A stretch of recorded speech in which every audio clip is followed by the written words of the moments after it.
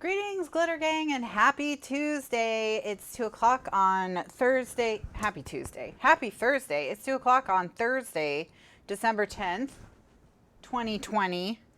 Still, for a little while longer. Things that are still going on for a little while longer. We're going to try and finish the Halloween project today.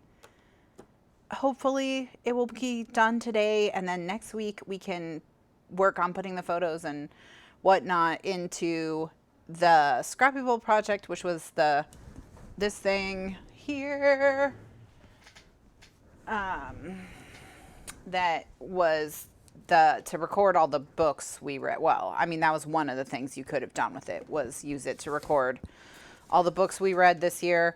So that's hopefully what we'll be doing next week. And I'm going to make, I believe I left this 4x6. Let me just measure. Let me just measure. Gonna measure it.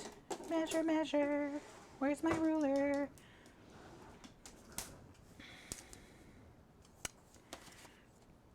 Yeah, it's 4¼ by 6¼ I don't know why I measured it. Like, what else size would I have made it? That's so weird. Anyway, so yeah, I'm going to make, basically, I'm going to take the books and make 4x6 photos of all of them so that you can print them out and put them in here. The book covers of the books that we read this year, which I think that there will be 12 books because I think we skipped only 1 month and then there's 2 books this month. So there should be 12 of them. Unless we skipped 2 months and I forgot, but I'm pretty sure we only skipped 1 month. So when I was moving. All right, so that's what we're going to do next week, hopefully. Please, please, God. Please. Please let that happen next week. Please. All right. You can see I've only made 3 inserts. I guess I'll have to make 9 more. Yay! Anyway. So, how's it going? How is everyone? Happy Thursday. First of all, I have pinned a comment from me that says Happy Thursday, Glitter Gang, to the live chat that I can see. If you can't see that comment pinned to your chat, you may be in a cornfield. If you're in a cornfield, all you have to do is just keep refreshing until a chat comes up where you can see that pinned comment, and then you're not in a cornfield anymore. So yeah. So happy Thursday to all of you. Happy Thursday to Kathryn, who I believe was first to chat. Unless I'm covering someone else up with my pinned comment. I probably am. Yeah, I'm covering up Sandra. So Sandra was first. Sandra was first. Happy Thursday to Sandra and to Kathryn and to Gretchen. How are all of you? Yes, it's Glitter Day. Barbara Jean, hello. I'm glad you're all here with me. Carol Joan, how are you? Happy Thursday to Priya and to Melanie. Bev, how are you? Mary is here as well. Hello, Mary. Hi, Candy and Mercy. Ella, how are you? The wedding was nice. It was a nice wedding. We all survived. We all survived the wedding. Aw, I'm sorry. Jessie lost her collar. Judy, hello. How are you? All right, so in terms of announcements, we don't have a lot. This is the last week to read the December books before we discuss them next Thursday. So if you have any intention of reading these books, read it before next Thursday, which is the 17th. The books being A Christmas Carol by Charles Dickens. Not that I think you can have that spoiled for you at this point. Just through cultural osmosis, I feel like everyone would have to know what happens in A Christmas Carol. But I mean, if you've never read it and you've never heard the story and you don't know what's up in A Christmas Carol, like, this is the week to read it. This is the week to read it because we're going to be talking about it next week. And that's A Christmas Carol by Charles Dickens. And then we're also going to be reading Jacob T. Marley by R. William Bennett, I think. And I think I did cancel Showtime. Ugh, okay. Sorry. My phone keeps telling me to cancel Showtime, and I swear that I swear I said that I did that, but I guess I didn't. I guess I didn't. Mary's bought a new fancy illustrated edition of A Christmas Carol for the occasion. Oh, well, that's what I'm thinking is for next week, what we'll do is we'll talk about A Christmas Carol in the afternoon show and Jacob T. Marley in the evening show. And then in the evening show, we'll address, you know, obviously the similarities, the intersections, and like what, if any, differences there are between the narratives that the two authors are trying to craft. And whether or not, just in general, we think Jacob T. Marley adds to the conversation. That's kind of what I'm thinking. So I'm thinking, you know, obviously we'll talk about them. We'll talk about A Christmas Carol in both shows, but we will only talk about Jacob T. Marley in the evening show, is what I think. But I'm not sure. You know, it could just happen that we just like start talking about both of them at the same time, and that's just how it goes. So, but yeah, that's Jacob T. Marley by R. William Bennett and A Christmas Carol by Charles Dickens. So that would be The Christmas Carol, the famous one. So, but yeah, my mom loves A Christmas Carol. I've seen it performed a bunch of times in a bunch of places. I've been in it. I mean, we're very familiar with A Christmas Carol in my family. One time we saw A Christmas Carol at Ford's Theater in Washington, D.C., and their heater was broken, so we were all just as cold as Bob Cratchit. It was so cold. Well, like you could see our breaths in the theater. Everyone was freezing. So that was an experience. I mean, for sure, that was an experience. And Ford's Theater is a historic theater in Washington, D.C., which is most well known for being the place where Abraham Lincoln was assassinated. And we got tickets to see A Christmas Carol because my grandmother was visiting, and so we all went for that. And then we all also went and saw, you know, we did the tour, I guess. Anyway, so that's next week, the 17th. We're going to talk about A Christmas Carol in the afternoon. We're going to talk about Jacob T. Marley in the evening, and we're going to talk about how the two books compare in the evening. So if you have any intention of reading them, read them this week. And then we're off on the 24th because it's Christmas Eve, and we're off on the 31st because it's New Year's Eve. So this is the second to last day of classes for 2020. So we'll have one more day of classes in 2020 after today. And then it'll be 2021, and we'll be starting on the 7th with the box set album remastered. So, exciting stuff. All right, so I'll have a text message. Oh, that's not important. Okay. All right, so my mom was just asking if I had any Christmas present ideas for Liz that were small. I mean, I will answer that, but I don't need to stop it right now. But the people who are going to do the repairs for the inside of the house have been trying to get in touch with me today. We've been playing phone tag to schedule, I guess, for them to come in and start the repairs for the inside of the house. And then we had a guy out last week to do a quote for the outside of the house. And he's pretty sure that he knows what the issues are. And that in the bedroom, in the master bedroom, he said that it's a crack in the foundation, or in the seal. It's a crack in the seal.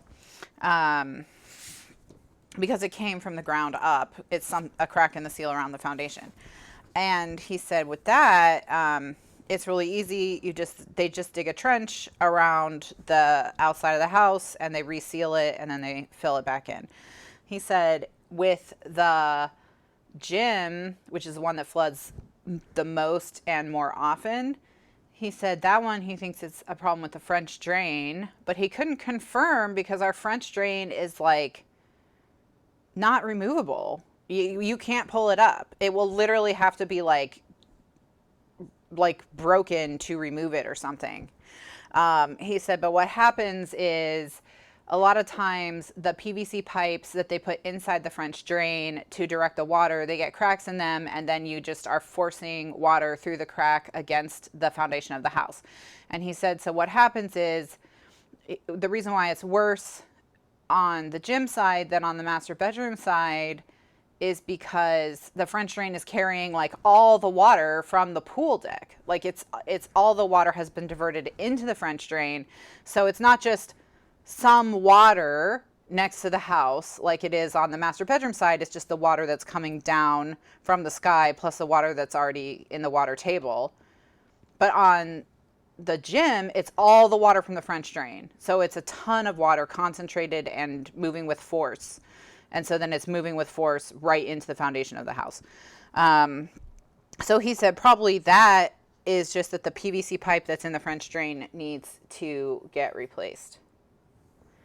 Are Kitty and Tiny settling down from Thanksgiving and wedding chaos? I mean, not really, because it's cold.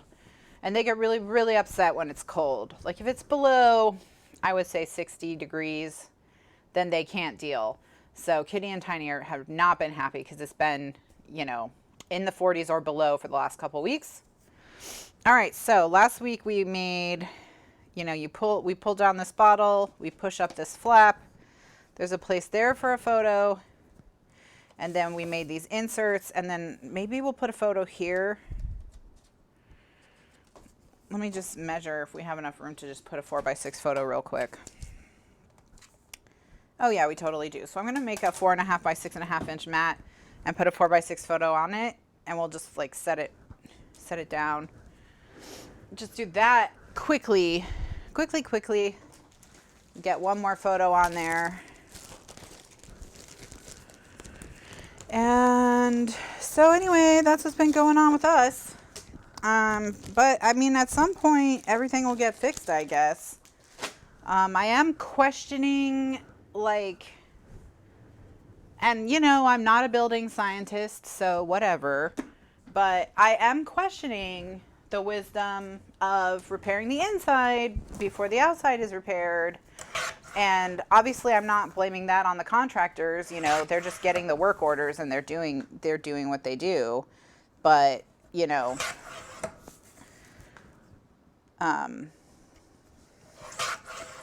although it's not the rainy season anymore, so, you know, maybe it'll be fine. But the guy who was out to do the external repairs, he was saying that French drain problem is really common. And after, not after, but like since the tropical storm, he's been doing like 5 calls a day that are turning out to be French drain problems. And he said another large part of the problem is that where we are, if you dig 6 inches down, the soil gets wet, and if you dig 12 inches down, you're at the water table. So there's not a lot of room for the water. There's nowhere for the water to go, you know. There's nowhere for the water to go. So yeah, it's not rainy. It's rainy season, but it's rainy lizard season. It's raining lizards, not water. Although this year hurricane season died hard. I mean, it was coughing up storms to the bitter end.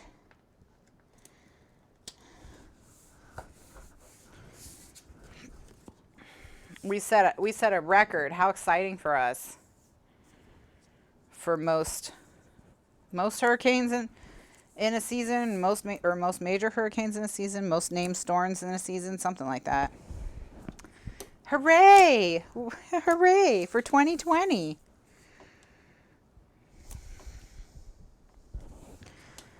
Anyway, So this is a 4.5 inch by 6.5 inch piece of black cardstock with a 4 1/4 by 6 1/4 white photo mat on it. And I'm just gonna put it on the front of the piece. And then these are the inserts we made in the previous video, previous class, and we're gonna decorate them. And then we're gonna do a recording break and work on the last page.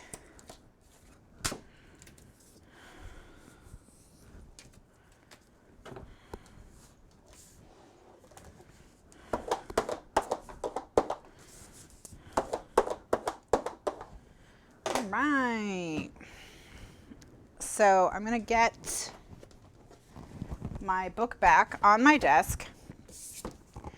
And then to help me put this in, I'm going to take my 1/2 inch tape. And the reason I'm using my 1/2 inch tape is because I know that this pocket is a 1/2 inch. So I know that that'll fill the pocket. And then I'm going to peel the tape from the back, and I'm going to press it down to the page, but I'm going to press it down to the page. A French drain is, let me stick this down, and then I'll describe it. I'll even draw a little picture. Okay. Okay, so I just centered that. And by centered, I mean I'm kind of centering it between this line and this line, just visually. And then I'm able to burnish because I put that roll of tape underneath. So the reason I put the roll of tape underneath is so that this pocket wouldn't collapse on me and I could have something to burnish against, okay? So now I'm just gonna pull that out. See how the pocket like would squish down? All right. And so then that is covered when we stick this down, and then that holds it in place. All right, so I'm gonna just set this to the side again. Okay, and I'll explain what a French drain is, but it's a way to drain water off of concrete. So this is my pool, okay? And then all around my pool is concrete, obviously. And then there's this gap here in the concrete, and then here's my house, okay? And then the French drain is this metal mesh. It's just lines of metal. So it's just like a series of slots, looks like this. And then there's a PVC pipe inside of it.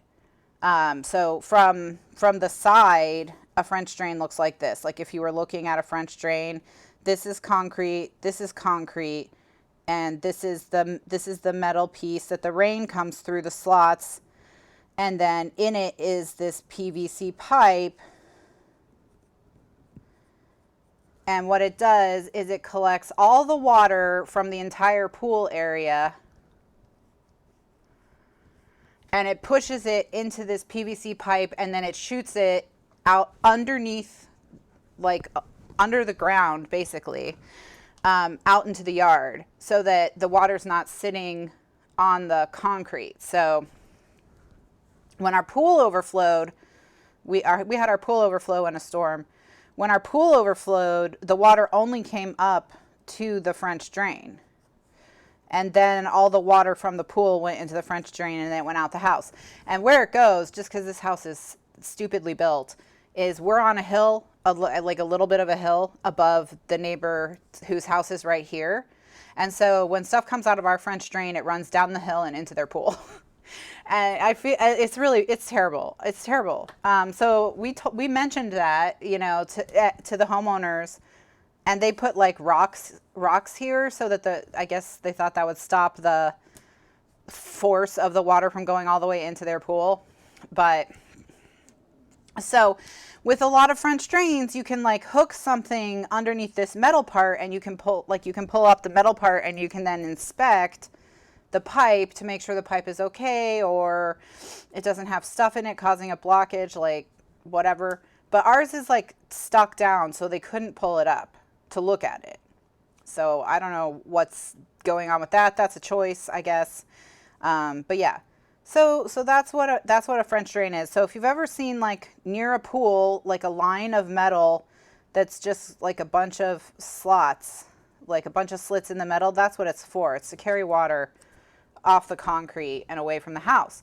But the problem is because somewhere here, somewhere right around here, there's a crack in both the foundation seal and the French drain. And so instead of the water going all the way out and into the yard, what's happening is the water is coming into the house right here. That's what the guy said. So they'll need to pull off the top of the French drain, replace, like pull out the drain pieces, reseal the house as best they can, and then put the pipe, put a new pipe in the drain. He said, because what's happening is every single time it rains, the French drain is collecting all the rain and pushing it into this room. All right, so this is the room that floods all the time, and it's because it's right by the pool. And if the room that floods all the time, the French drain runs right along the foundation. So, and he said that whoever built it, you know, by putting the French drain right by the foundation, that was like that's a bad thing. Okay, so you wouldn't want.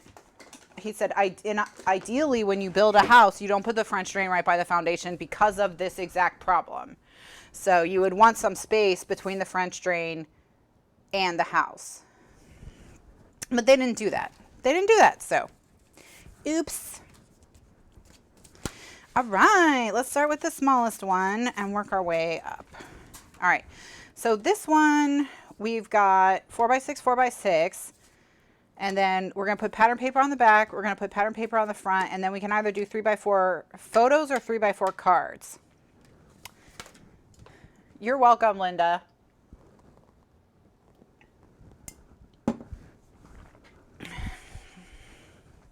So yeah, he said that really this is something that's going to always be a problem that whoever owns this house is going to have to deal with.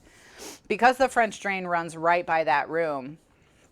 It's literally flush with the wall of that room, which means it's flush with the foundation of the house. So it should have like 2 feet of concrete between it and the house so that the water doesn't come near the house. Like that would be if it was, you know. But that's not what they did. So that's not what they did. So that's why it floods.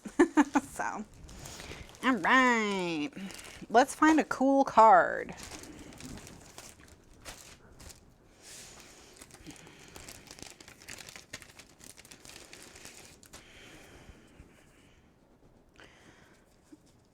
I mean, this 31 is pretty cool if we put like an orange paper around it so it had like a little sliver of orange. In fact, we could probably do the orange stripe that's the 31. Not that, not that, not that.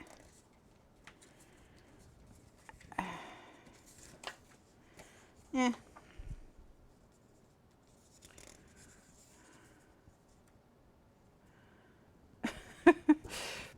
Priya says, I must say you seem to be handling the situation pretty well. I think I'd be losing my mind if I had to deal with something like this. Well, and it's been going on for such a long time. I mean, and we're dealing with 3 or 4 different companies that have been working on it. So yeah, like it has not been my favorite thing. Let's just say that.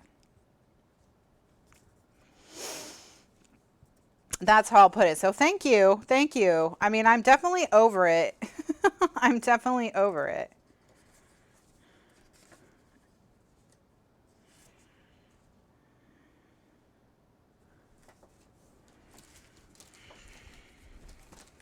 All right. So, okay. Of these, I kind of like these ones that are more orangey versus the ones that are less orangey. So we'll put those to the side. Thank you. I've only had a few.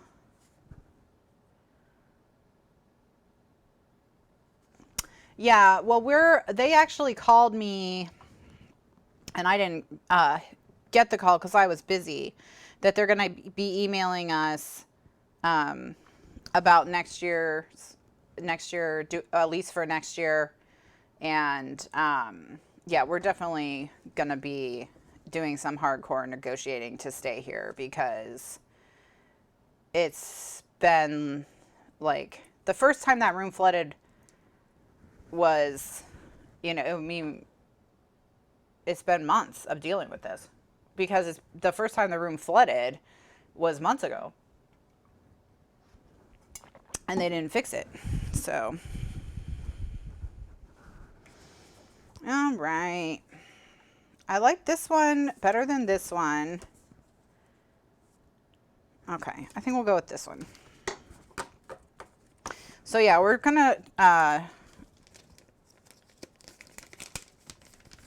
negotiate with them, because obviously it's cheaper for them if we stay than if we go. Like, it's always better for a landlord if you stay.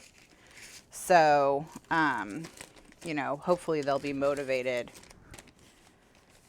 to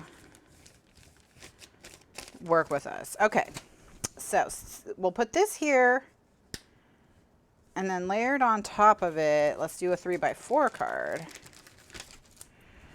But yeah, it's definitely been annoying. And I was talking to one of the people from the property manager who came out to deal with it. And he said, you know, it costs them like $3,000 or $5,000 every time the house floods. And I was like, well, I mean, that's not my problem. If you had fixed it the first time, it would not have cost you the $3,000 or $5,000 that you're spending on it this time. So,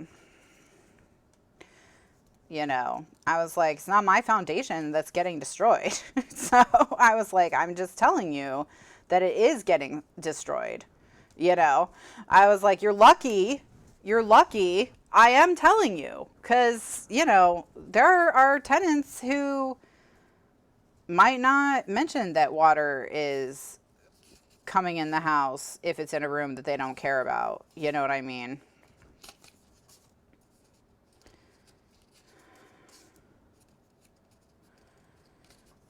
Yeah, I'm going to do the 31. All right. Going to do the 31 over the treats. So what I'm going to do now, oh yeah, it would flood no matter who lived here. I mean, it sounds like there are structural problems related to the construction of the pool, where this is going to be an ongoing issue for the life of the home, at least to some degree. So, all right, so let's see what we've got in the orangey department. Maybe I'll do the wood. You know, not much of it's gonna show.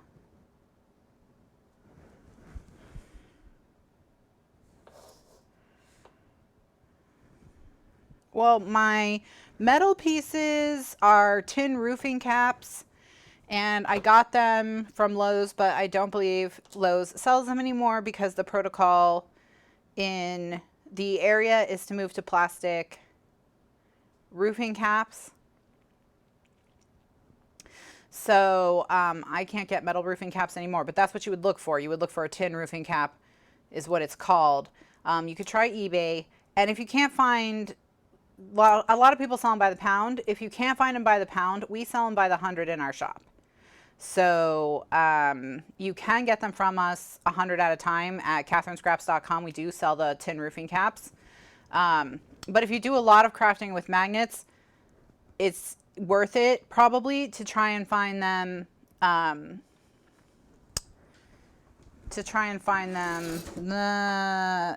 the pound, if you can find them by the pound.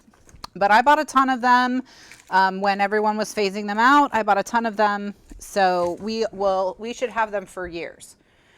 In our shop, we should have them for years. And then this is the company I get my magnets from.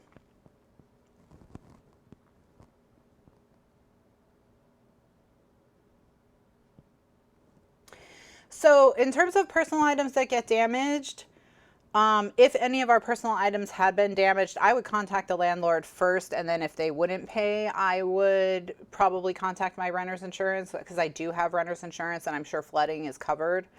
However, we have been lucky so far in that none of our personal items have been damaged by these floods.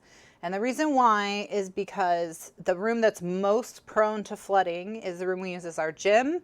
And so everything in there has rubber feet or is on rubber mats to protect the carpet, and so it doesn't skid around, and or it's made of metal. So everything in there is made of metal, has some kind of rubber feet, whatever. So yeah, so CMS Magnetics is where I got my magnets. And then this is the item number ND03380-52N. So that's the item number for the magnets. Oh, this must be their website, magnetforsale.com. But I bought 500 before the magnet supply problem. So there's a magnet supply problem. I don't know if it's resolved, but it had been going on for a while. So I don't know if magnets are still hard to get or what is the situation. So I've had them. Okay, so I think the polka dot is better. I'm going to do the polka dot on both of them, I think.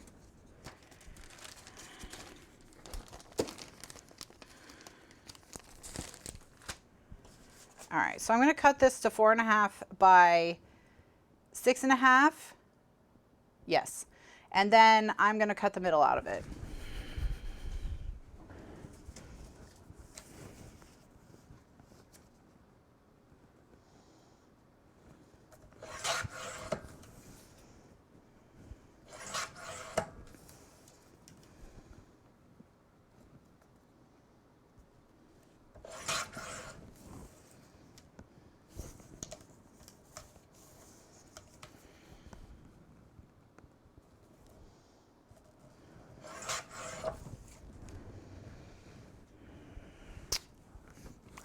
The ones that I have right now are N52. Okay, so this is 4.5 by 6.5. I need a 3.5 by 4.5 inch one. So I'm going to cut this into a 1/2 inch frame. So I'm going to cut from, 6. I'm going to put it at 1/2 inch. I'm going to cut from 6 up to 1/2. Then I'm going to put it at 1/2 inch and cut from 4 up to 1/2.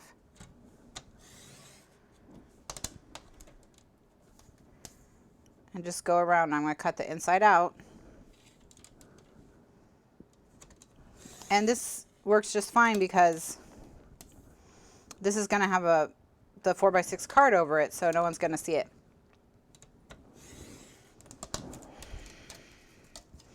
And then I can use this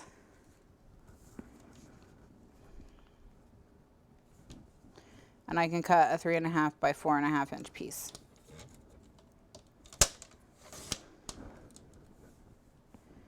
And that can go here. Oh, okay. Oh, it's 3.25 by 4.25. This one's 3.25 by 4.25. Just kidding. All right, let me cut this.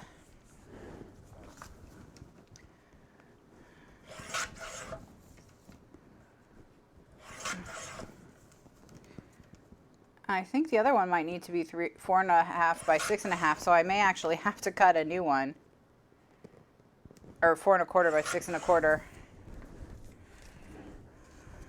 All right, so yeah. So we're gonna frame this one on this. That's gonna be piece number 1. I'm pretty sure this piece needs to be smaller than this. Yep. All right, that's okay. That's okay. I think what I'm going to do is I'm going to stick this to it, and then I'm going to cut it so I'm not working with such a spindly piece. So the way I'm going to stick it to it is I'm going to tape all around the outside of this, and then I'm going to tape all around the inside of this, and then I'll smoosh them together.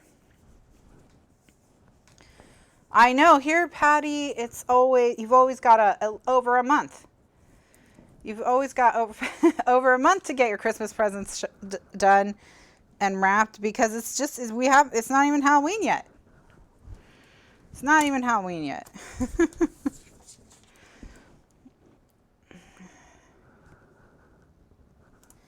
So, we are, let's see, we're mostly done with Christmas.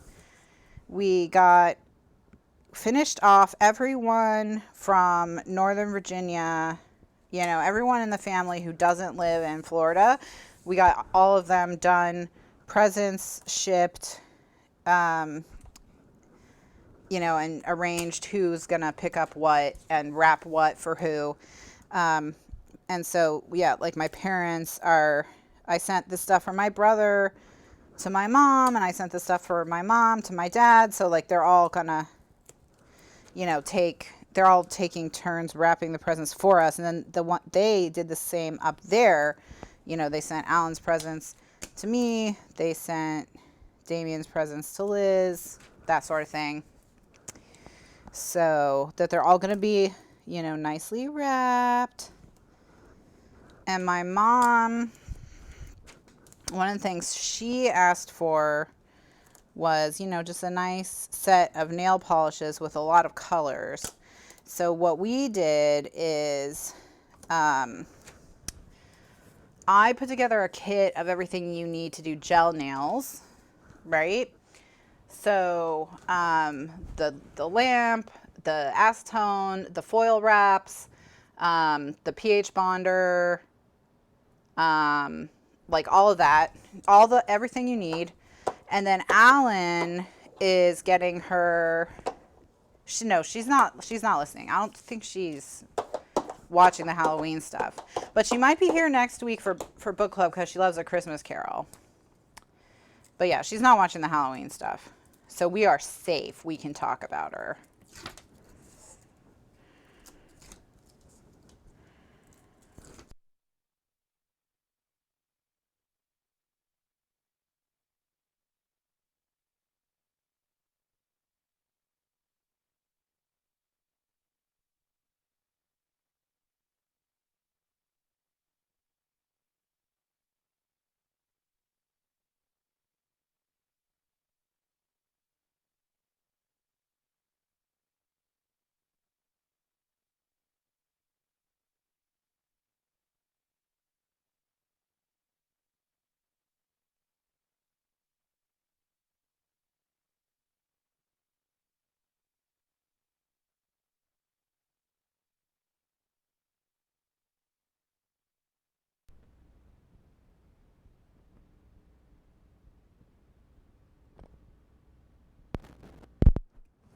All right. We're back. All right, these need to be put on their charger. Yay!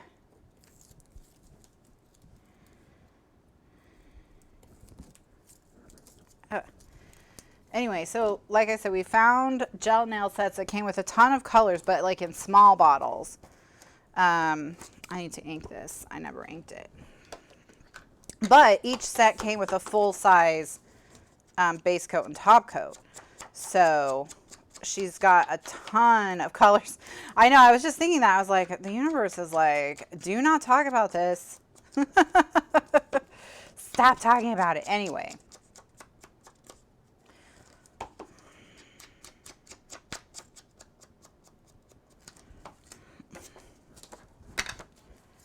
Shut up.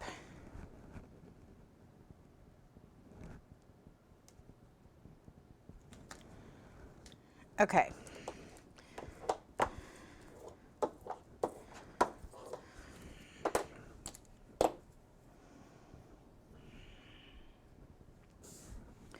So now what I'm going to do is I'm going to just put the 1/8 inch line of my ruler on the edge of the photo and cut all the way around.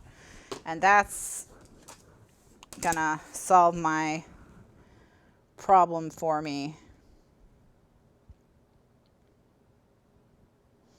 of the mat being too big without me having to try and use like a tiny skinny little mat. Anyway, so she'll have that. So that's what we got her. So she'll be all set. She'll have like as many colors as a salon. So, and then, you know, any color that she uses all the way up, then she can buy a full size of that color because she knows she loves that color, you know?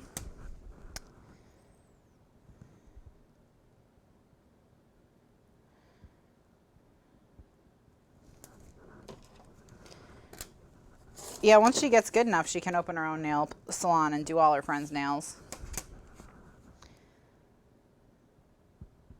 But while she was down here, I did her nails, her toes and her hands. If that gives you an idea of how good of a daughter I am. I actually touched somebody's toes, and I hate touching toes. I don't even like touching my own toes. Feet are gross. I hate them. So anyway, she asked me to do a manicure and a pedicure with the gel, so I did, and she really enjoyed it, you know, so.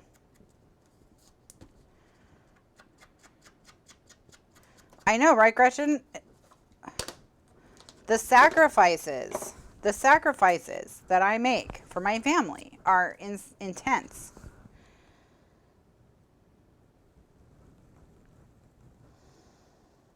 I'm lightly running my knife along the edge just so I can peel up, basically just to score the tape. So I can maybe peel the tape. There's a couple areas where the tape is like showing a little bit.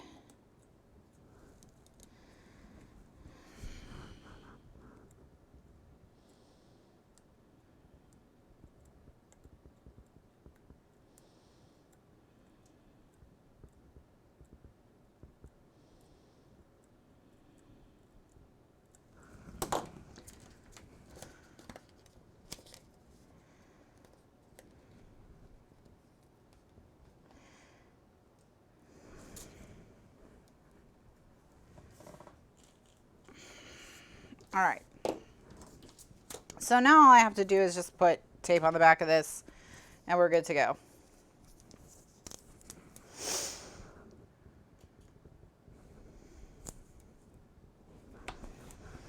And so yeah, so I did that for the wedding. So now she can do it for herself if she wants to.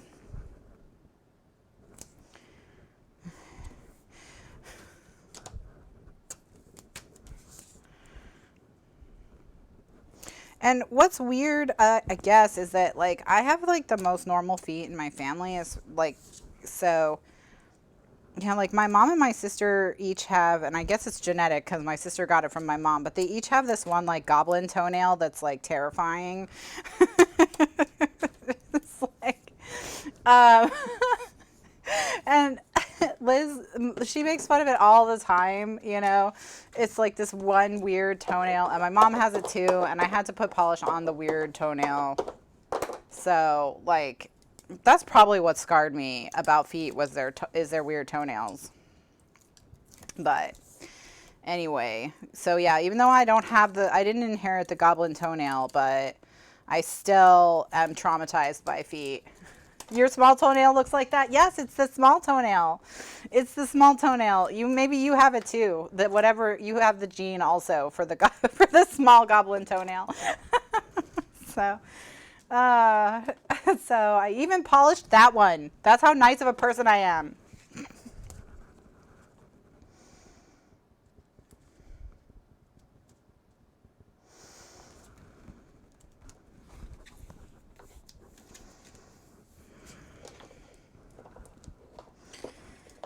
All right. So now we're just going to stick these two to each other. So I'm going to ink them.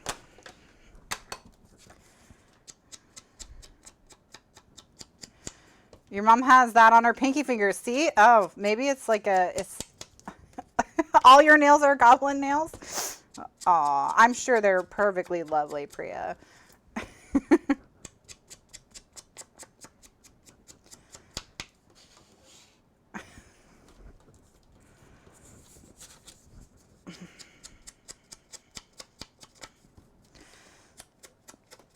to anyone that has a goblin toenail, if I offended you, I'm sorry. I'm sorry. Blame it on my personal trauma making me a bad person in this instance.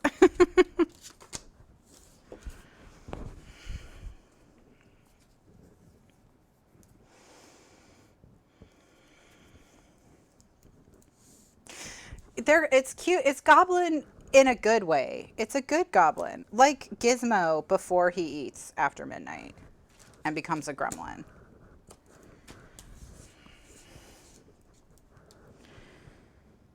Kimberly says, I'm making great progress on my Christmas makes. Thank watching Kathryn for that. I've learned patience from her. Yes. Enjoy the journey, man. That's the key. Just relax, enjoy the process. You're not sprinting towards any kind of goal. Absolutely.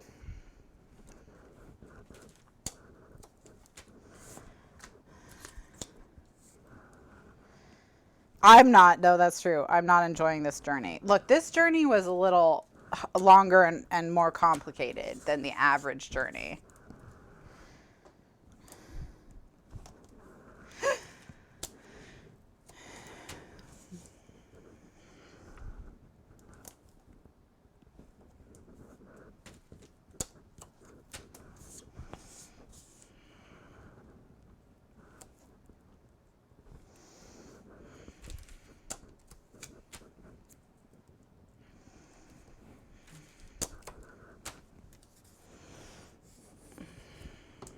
All right, so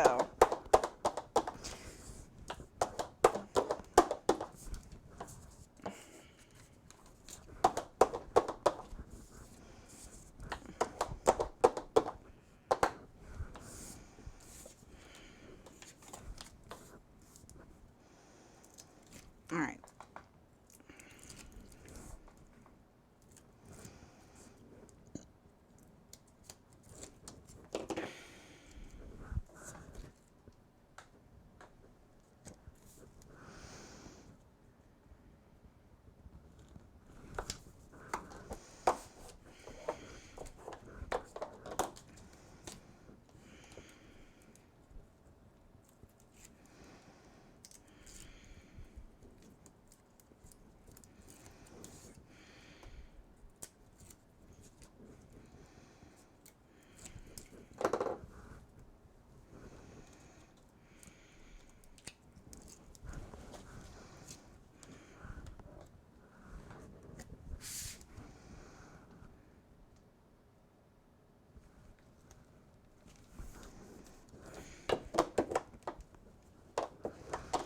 All right, so yes, that's cute.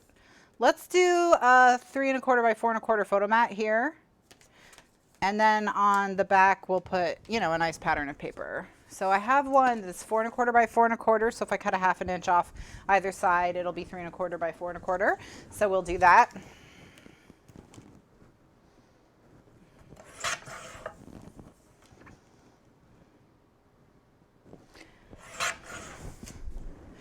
So this is now 3 1/4 by 4 1/4. Just go ahead and stick it down. Dun, dun, dun, dun, dun, dun, dun.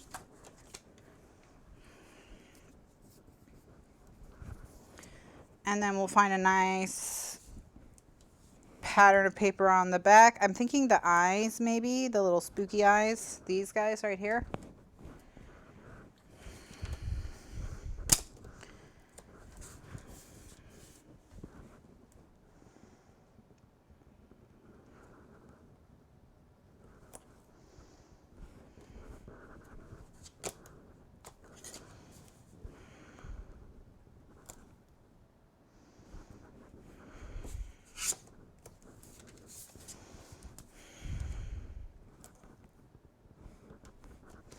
So speaking of goblins, I have a story from college where I wanted a perfume, but I wanted a perfume that didn't smell like other perfumes that I was smelling at the time, or that were popular at the time. And just to give you an idea of, you know, the CK1 was really big. That was a really popular one.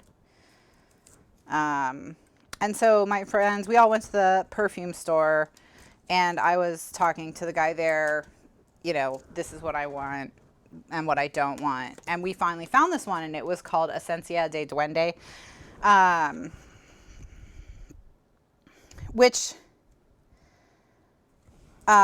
is Spanish for something, but we couldn't quite figure it out because, like, my roommate was extremely fluent in Spanish.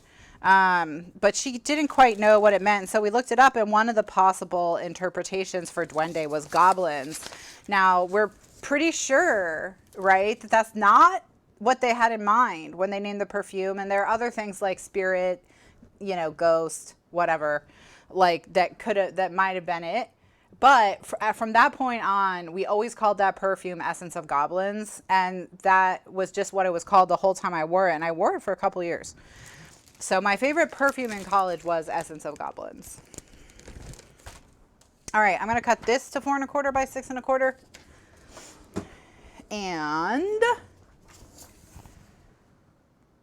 stick that on the back.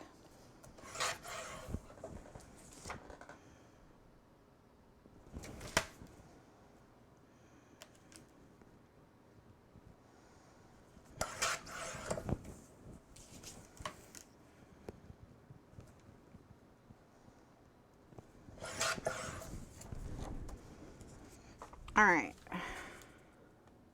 How do I remember this stuff? I've purged my brain of the multiplication tables, and that made a lot of room for stuff like this.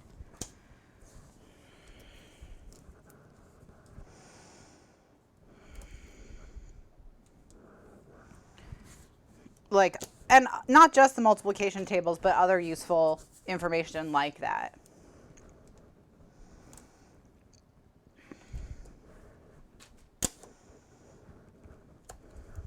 Are you following the zoologist perfume rage? No, I am not following any perfume rage. Right now, the 2 perfumes I like are the Nest Citrine. I like that one. And I like Tocca, or Tocca, or Toccia, whatever, I don't know, Italian. They make one that smells like blood oranges.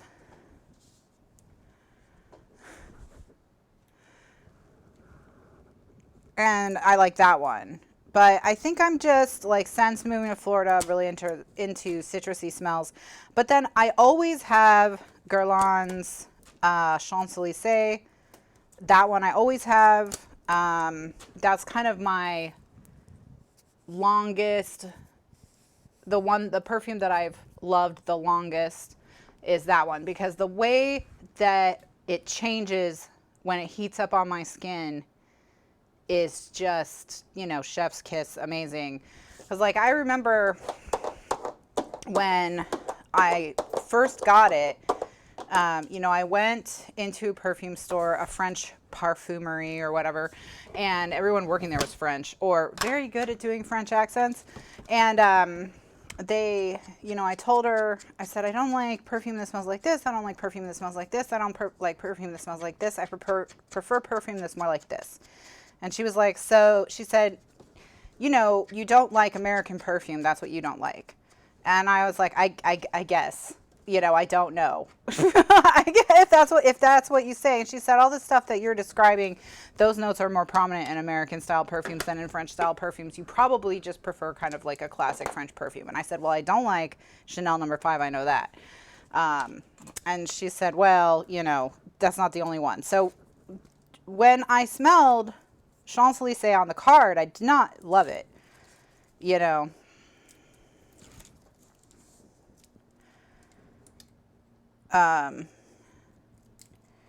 So yeah, perfume you can't buy. I don't think you can buy perfume for people unless you know their signature scent and you buy them like a nice bottle because you want them to just have it, you know, because perfume, even if even if they love the way the perfume smells on you, okay, so let's say, like, for example,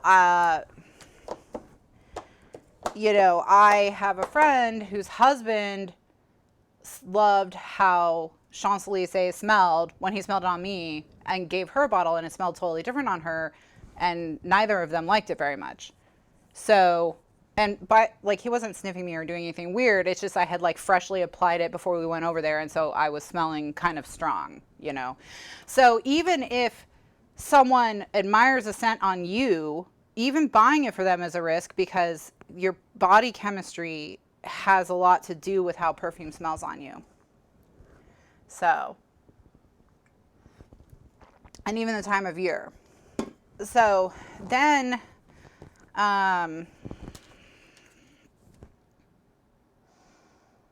but if you're looking for a perfume, one thing I can recommend is Sephora sells this Sephora perfume sampler. It's like $50, okay? But it comes with a coupon for a free full-size bottle of any perfume in the sampler.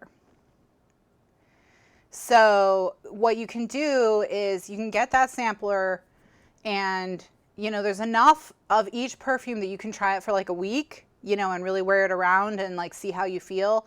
And then you go to Sephora and you give them the coupon and you tell them which one you want. And that could make a good gift if you want to give someone a perfume gift. Like basically you're buying them a bottle of perfume and you're giving them the opportunity to try many perfumes without having to go to the store. So that's a good way if you want a new perfume to find a new perfume. I found perfumes that way that I like. I think that may be how I found Nest Citrine. I'm not sure. Maybe it was the Taka. Taka names their perfumes after like princesses or something.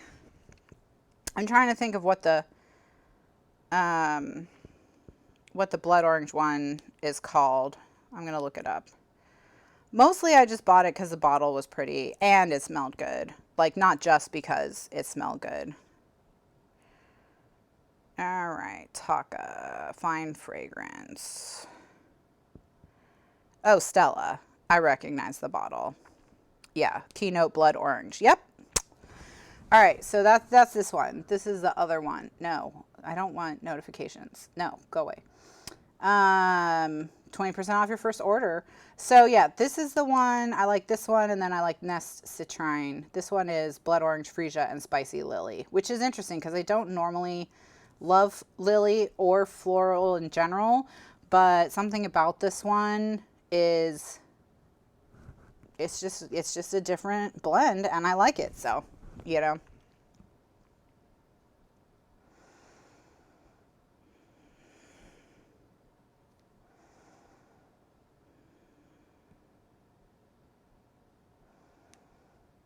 Okay. All right, so this one is done. Of course, you could put a photo mat on the back instead of pattern paper. This could be a photo mat. This could be a photo mat. You could do that. But I just, you know, I want more pattern paper to look pretty. So, and it's not like we don't have plenty of photos. Yeah, so like Melanie's saying her mother-in-law's perfume smells wonderful on her, but horrible on Melanie. Yeah, I mean, that can just happen with perfume. Like it's, so to finish my French perfume story, how I got the Guerlain.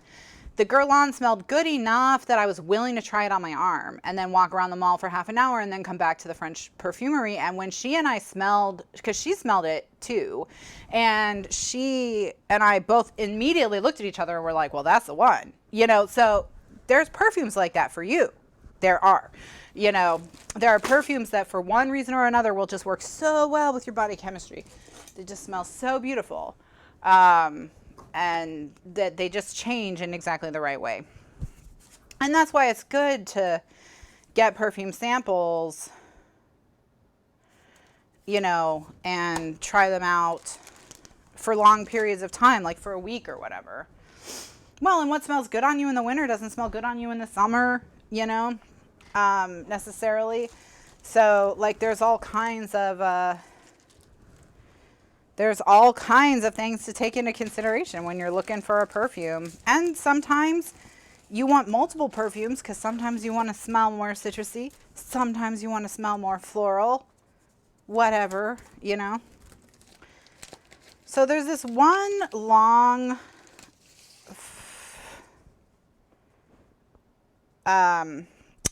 photo or card here. What if we put the eyes behind this?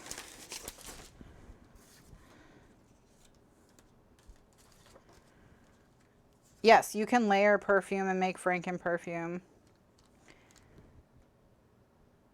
Yeah, let's do that.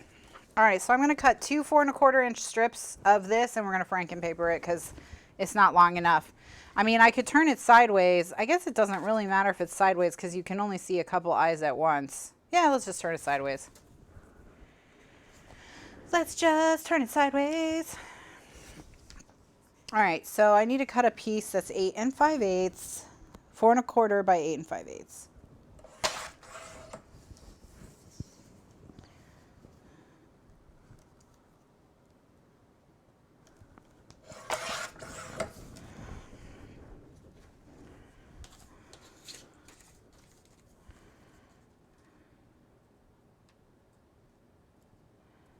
Yeah.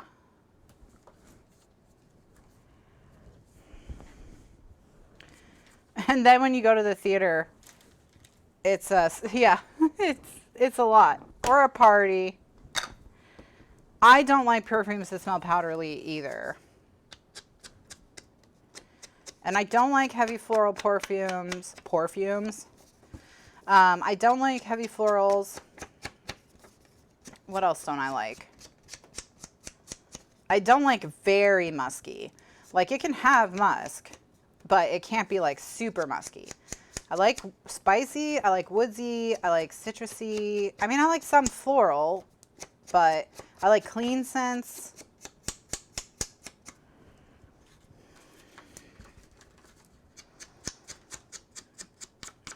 Why are we talking about perfume? Oh, because of the goblins. I was like, what on earth? How did we get onto perfume? Okay, because of the goblins. Yeah. Oh, Vetiver. And I don't know if Vetiver is how you pronounce it. But yeah, that one's a lot.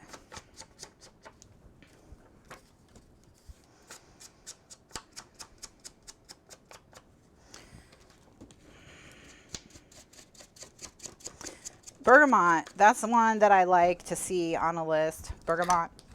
Okay.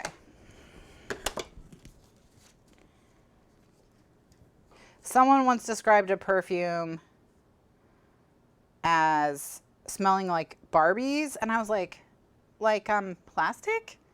Like, what do Barbies smell like?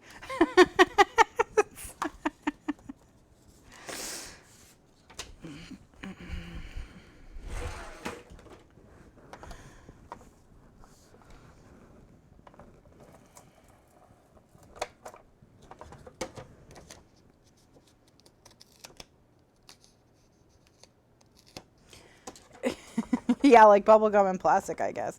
I thought that was such a weird descriptor. I mean, I'm sure she meant, I don't know if she meant like the actual toy or it like gave her Barbie vibes. But either way, I wasn't about to run out and get it.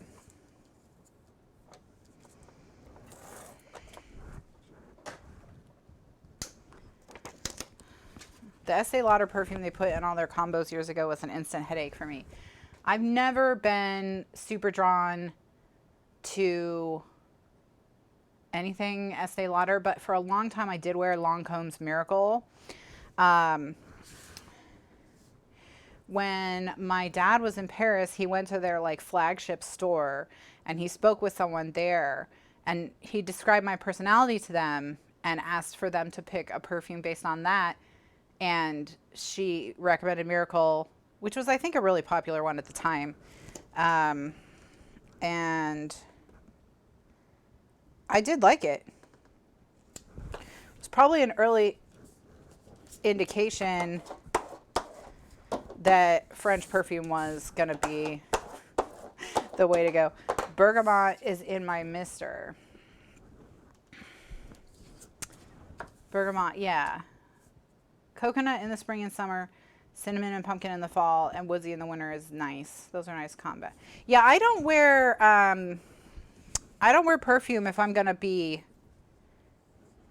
close to like service people because I don't want to, you know, overwhelm them.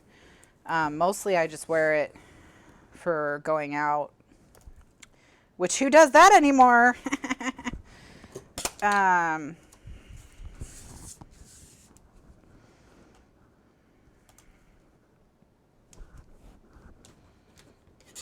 But like if I was getting my eyes examined or whatever, I wouldn't wear perfume to that.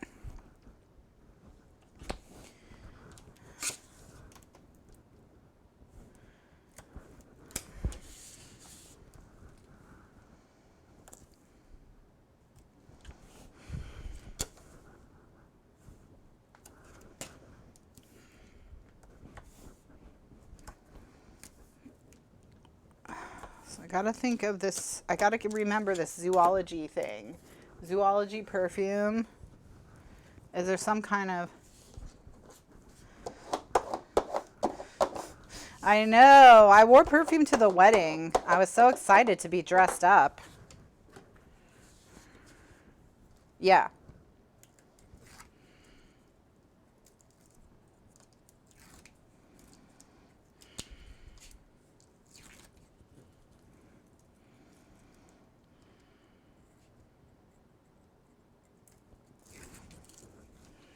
The zoologist perfume.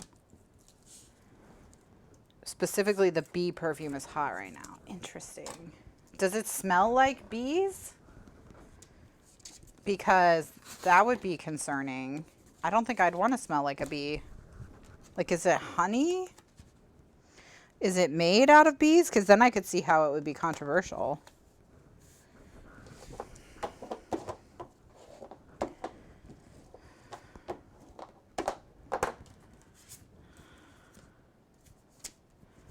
All right, so this one I did, the inside is all photos, so now we just have to do the back.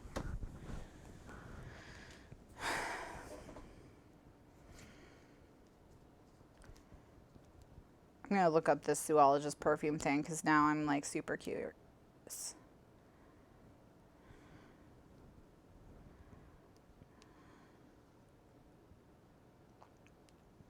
I'm gonna click on news and see what comes up.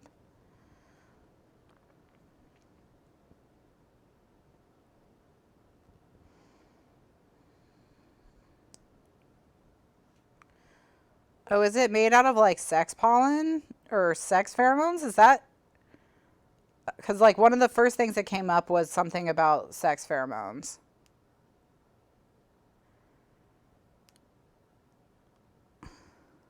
What on earth?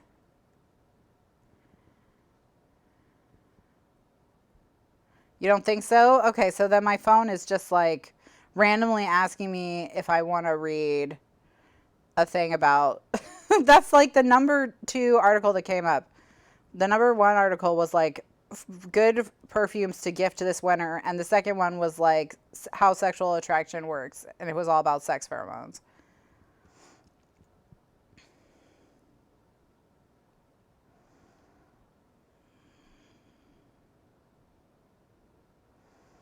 So I guess a zoologist perfume won Perfume Extraordinaire of the Year for their squid perfume. Does it smell like a squid? What on earth is happening?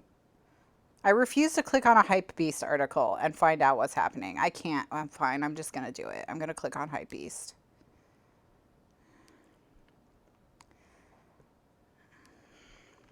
Squid by zoologist. An unusual fragrance, but somehow surprisingly easy to wear. It takes inspiration from the animal kingdom for its scents. Squid mixes incense and pink pepper with animal and ocean notes. Ew.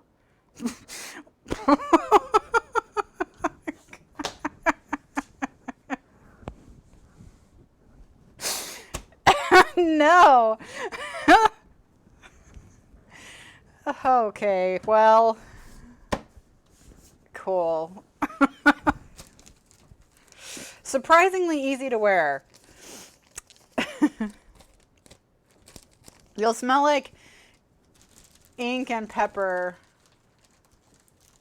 So, oh, zoologists perfumes are selling out the way we sold out tin caps. Oh my gosh.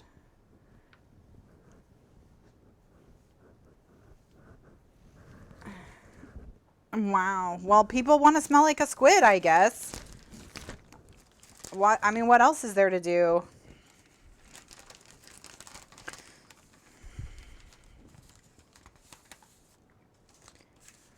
All right.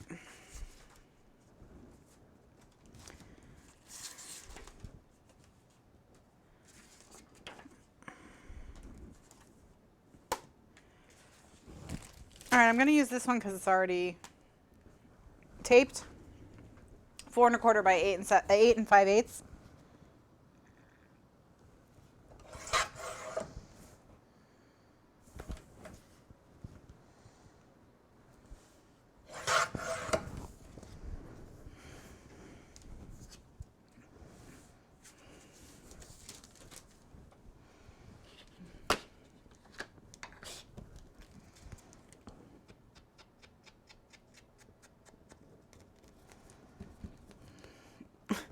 Pat says, I haven't worn perfume in ages, but I don't think I'll be starting with a squid scent. Really? Really?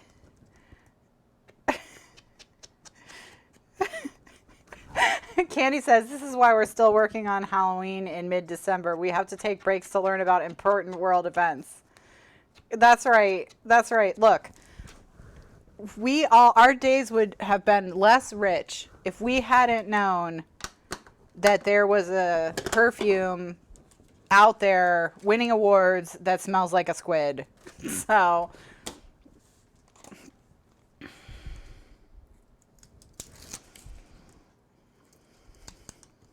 it's the fall project. It's the fall project. That's right.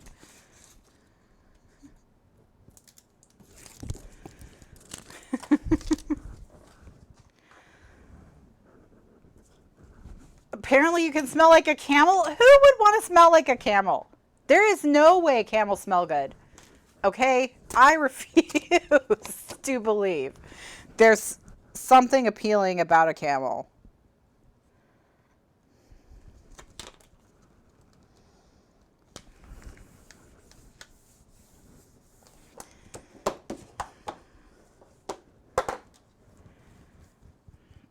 Oh, winter doesn't start till, so we have 11 days. We have 11 days to finish the book. All right, so this one's done. So this one just is all your square photos, bunch of square photos. Gretchen says she's smelled a camel and we don't want camel perfume.